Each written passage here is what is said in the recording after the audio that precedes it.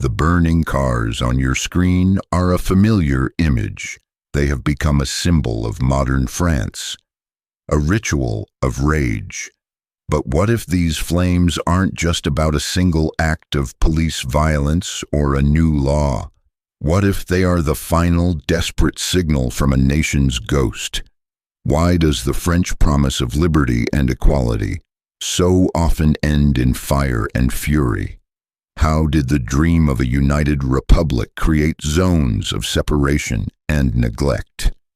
In this video, we will dismantle the official story and reveal the secret architecture of a promise that was designed to fail. A social contract that is now going up in smoke. To understand the fire, you must first understand the foundation. After the devastation of World War II, France needed to rebuild. It needed hands to power the economic miracle of the Trente Glorieuses, the 30 glorious years.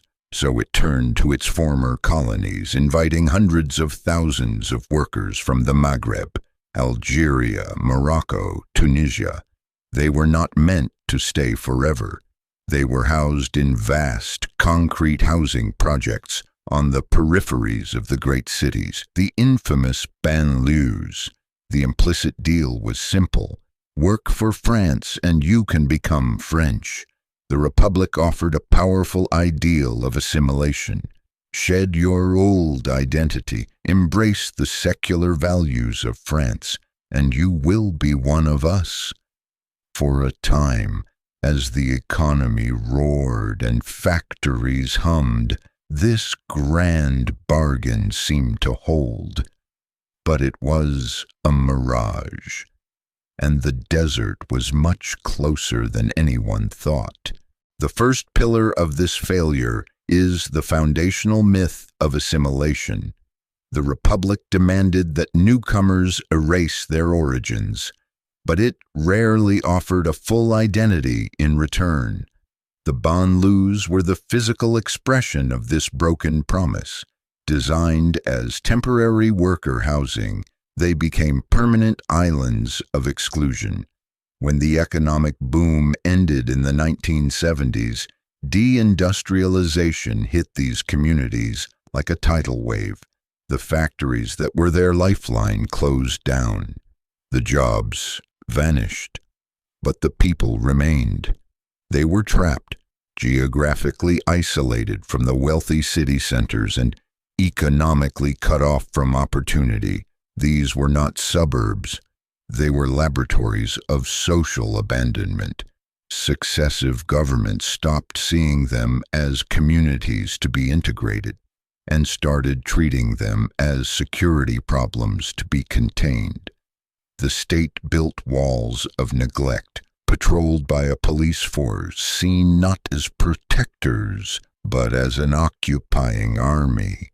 The second pillar is the deep contradiction of the French state itself. It is a uniquely powerful, centralized model that promises everything: a world-class social safety net, economic security, and cultural prestige. This system, however, is incredibly expensive and rigid. It is a machine built for a past era, struggling to adapt to the brutal pressures of globalization. And while the elites in Paris masterfully navigate this system to their advantage, the people of the banlieues experience its failures most profoundly. Generational unemployment is not a bug in the system. It is a feature.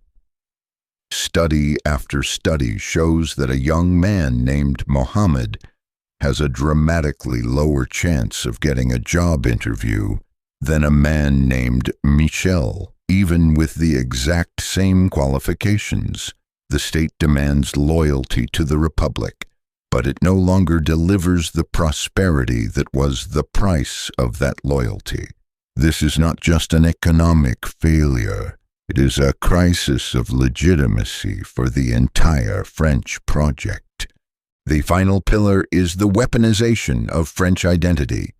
The principle of laïcité, a strict form of secularism, is the bedrock of the Republic. In theory, it guarantees a neutral public space, free from religious division. But for millions of French Muslims, it feels like a constant simmering aggression. Debates over headscarves, halal food, and public prayer are portrayed as defenses of French values. To the communities targeted, however, they feel like an assault on their very being. It is a demand for invisibility when the economic promise is dead and the cultural promise is one of erasure. What is left for a young person to hold on to? Nature abhors a vacuum, and in that space, anger grows. Resentment hardens into a defiant counter-identity, one that sees the Republic not as a mother, but as an enemy. So you can blame the police. You can blame the rioters. You can point to a single tragic event as the cause. But that is a profound and dangerous misreading of the situation. That is like blaming the matchstick for a wildfire that consumes a forest left to die for 50 years. The inferno was not an accident. It was an inevitability. The fires you see are a judgment. They are the physical verdict on a decades-long failure to reconcile the promise of France with its reality.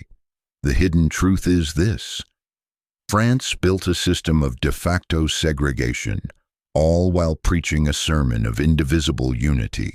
It ghettoized millions, first geographically, then economically, and finally culturally. Now the state is too strained to buy their silence with prosperity and too rigid to offer them genuine inclusion. What we are witnessing is the explosive cost of a dream deferred for too long.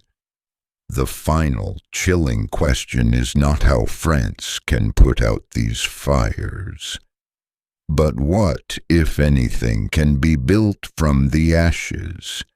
If you seek to understand the powerful undercurrents that shape our century, subscribe for more.